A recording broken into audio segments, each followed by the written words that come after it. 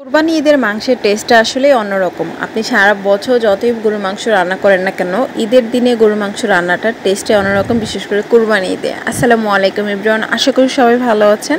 আলহামদুলিল্লাহ আমরাও ভালো আছি। তো আমি ঈদের দিন কি রান্না করেছি তাই আপনাদের সাথে শেয়ার করছি। বিশেষ করে কুরবানির মাংসটা আমি কিভাবে রান্না করেছি, কি কি মশলা দিয়ে। আসলে সিম্পলভাবে রান্না করলেও কিন্তু কুরবানি ঈদের মাংসটা খেতে অনেক বেশি মজার হয়। তো যাই হোক, এখানে মাংস নিয়ে নিয়েছি, আর এদিকে আমি কিছু আস্ত মশলাও দিয়ে দিয়েছি, আর দিয়েছি বেশি করে পেঁয়াজ কুচি, কারণ এটা একেবারে কষা কষা রান্না করব। তো সেই জন্য আর একটু গ্রেভি গ্রেভি আমি রাখবো, তো তার জন্য একটু বেশি পরিমাণে পেঁয়াজ কুচি দিয়ে দিয়েছি। আর এখানে দিয়ে দিচ্ছি আদা রসুন বাটা। তো আদা রসুন বাটাটা আমি আমার পরিমাণ মতো দিয়ে দিচ্ছি, মাংস অনুযায়ী আদা রসুন বাটার পরিমাণটাও একটু বেশি পরিমাণে দিয়ে দিচ্ছি। আর এখন দিয়ে দিচ্ছি হলুদের গুঁড়া আর মরিচের গুঁড়া। হলুদের গুঁড়াটা আমি একটু বেশি পরিমাণেই দিচ্ছি, কারণ যেহেতু যতটুকু প্রয়োজন আর কি ততটুকুই দিচ্ছি। হলুদের গুঁড়া আর মরিচের গুঁড়াটা আমি মিডিয়ামভাবেই দিচ্ছি, কারণ যেহেতু আমার বাচ্চা আছে, তো বাচ্চাও তো মাংসটা খাবে। তো তারপর আমি একটু ঝাল ঝাল করে রেখেছি।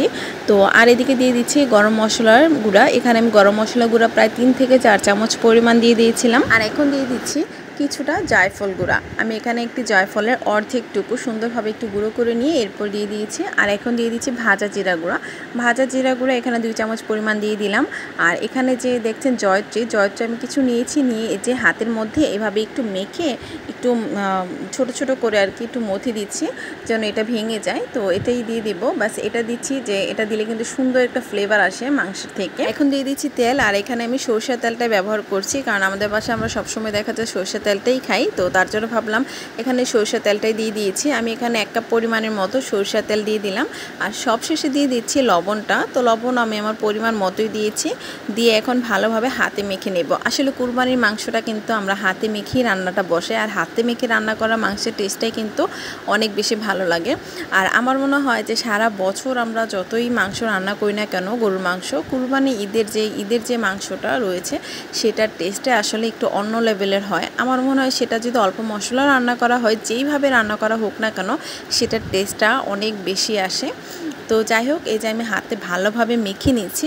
আমি এটা মেখে প্রায় 5 থেকে 10 মিনিটের মতো আমি একটু মেরিনেট করে রেখে দেবো। আর হাতে সময় থাকলে আমি আরও অনেকক্ষণ মেরিনেট করে রাখতাম। তো যেহেতু হাতে আমার সময় নেই, তাই আমি এটা প্রায় 10 মিনিটের মতো আর কি একটু রেস্টে রেখে দেবো। যে আমার কিন্তু গরুর মাংসটা ভালোভাবে মাখানো হয়ে গেছে। আর এখন সামান্য একটু পানি, জাস্ট হাত ধোয়া যতটুকু পানি রয়েছে আর কি ততটুকু একটু পানি চারো সাইডে একটু ছিটিয়ে দিলাম। দিয়ে এখন ঢাকনা দিয়ে থেকে 5 থেকে 10 মিনিটের মতো জাস্ট একটু ওয়েট করব। এরপরে চুলার আঁচটা আমি বাড়িয়ে দেব।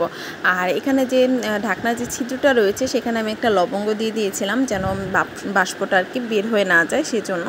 তো এদিকে আমি চুলায় বসিয়ে দিয়েছি। আমি প্রায় বসানোর 4 থেকে 5 মিনিট পর আমি একটু নেড়ে চেড়ে নেব, কারণ আমি তো একেবারে হাইটে আমি বসাইনি, অল্প মিডিয়াম আঁচে রেখে আমি বসিয়ে দিয়েছিলাম। তো এখন তো একটু ভালোভাবে নেড়ে চেড়ে নিতে হবে, না হলে দেখা যাবে নিচের তলাটা লেগে যাবে। তো আর উপর দিয়ে আমি আরও কিছুটা ভাজা জিরার গুঁড়া একটু অ্যাড করেছিলাম, কারণ আমার কাছে মনে হচ্ছিল যে ভাজা জিরার গুঁড়াটা হয়তো একটু কম পড়েছে, তাই একটু অ্যাড করে দিয়েছি। তো এখন ভালোভাবে নেড়ে চেড়ে মিশিয়ে নিচ্ছি। আর এই রান্নাটা করতে তো অবশ্যই টাইম লাগবে, যেহেতু আমি মিডিয়াম আঁচে রেখে রেখে রান্নাটা করব। আর আমি এক্ষেত্রে কোনো পানি দিইনি, গরুর মাংস থেকে এইভাবে পানি উঠবে, আর পানি উঠে কিন্তু গরুর মাংসটা ভালোভাবে সেদ্ধ হয়ে যাবে। আর আমি যেহেতু কষা কষা রাখবো, তাই আমি নেক্সটে আর এরপর আর পানি দেবো না, ওইটাই দিয়ে আমি সুন্দরভাবে কষিয়ে রান্নাটা করে নেব। তো আমি ওটা এক চুলায় বসিয়ে দিলাম, আর অন্য চুলায় আমি খিচুড়ি রান্না বসাবো। কারণ সচরাচর কিন্তু আমরা সবাই ঘরের মধ্যে দেখা যায় কুরবানি ঈদের দিন ভুনা খিচুড়ি আর গরুর মাংসটাই পছন্দ করি। তো আমি একটু ভুনা খিচুড়ি করে নিয়েছি। আর যেহেতু আমরা মাত্র 2-3 জন মানুষ, তো সেজন্য যে মাত্র 1 পোর চালের পোলাও চালের মানে নিয়ে নিয়েছি ভুনা খিচুড়ি রান্না করার জন্য। তো এখানে আমি একটু পেঁয়াজটা একটু ভেজে এরপর কিছু আস্ত মশলা দিয়ে দিয়েছিলাম। তো আমি ভাবছিলাম যে আজকে খিচুড়ির মধ্যে তেমন একটা মশলা দিব না, একেবারে অল্প মশলায় খিচুড়িটা রান্না করব। তো এখানে আমি অল্প মশলাই অ্যাড করেছি, আর ডাল চাল সব কিছু মিক্স করে একটু ভেজে নিচ্ছি ভালোভাবে। আর হ্যাঁ, মরিচের গুঁড়োটা একেবারে অল্প পরিমাণে দিয়েছি, যেহেতু আমার বাচ্চা খিচুড়িটা অনেক বেশি পছন্দ করে, তো তার জন্য। তো যাই হোক, আমি ভালোভাবে নেড়ে চেড়ে একটু ভেজে নিয়েছি, আর এরপর পানি দিয়ে দিলাম। আর আজকে ভুনা খিচুড়ি রান্নার ক্ষেত্রে কিন্তু আমি গরম পানিটা দিতে পারিনি, কারণ গরম পানিটা আমি করতেই পারিনি। তো তার জন্য আর কি নর্মাল ট্যাপের পানি দিয়ে দিয়েছি। দিয়ে ভালোভাবে নেড়ে চেড়ে আমি ঢাকনা দিয়ে ঢেকে রেখে দিয়েছিলাম খিচুড়িটার জন্য। এই যে দেখুন খিচুড়িটা কিন্তু প্রায় হয়ে গেছে। এখন ঢাকনা দিয়ে ঢেকে রেখে দেব। আমি আর ৫ থেকে ৭ মিনিটের মতো একেবারে দমে রেখে দেব। আর এই যে ঢাকনার মুখটা দেখছেন ছোট একটা লং দিয়ে আমি বন্ধ করে দিলাম আর কি।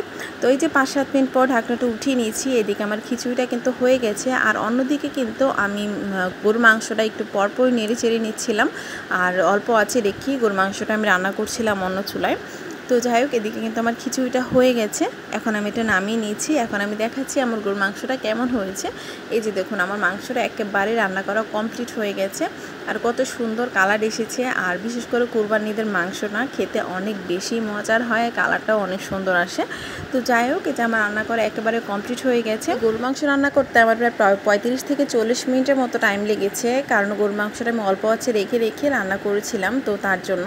আর যা পানি উঠেছিল তা কিন্তু একেবারেই শুকিয়ে যায়নি, কিছু কিছু রয়েছে। তো আমি আর কিছুক্ষণ একটু নেড়ে ছেড়ে প্রায় আর ২-৩ মিনিটের মতো একটু রান্না করে নিলে আমার গরুর মাংস একেবারে পারফেক্ট। আর দেখুন কত সুন্দর দেখা যাচ্ছে কালারটা, তাই না? তো যাই হোক, আজকের জন্য এই পর্যন্ত। সবাই ভালো থাকবেন, সুস্থ থাকবেন। আল্লাহ হাফিজ।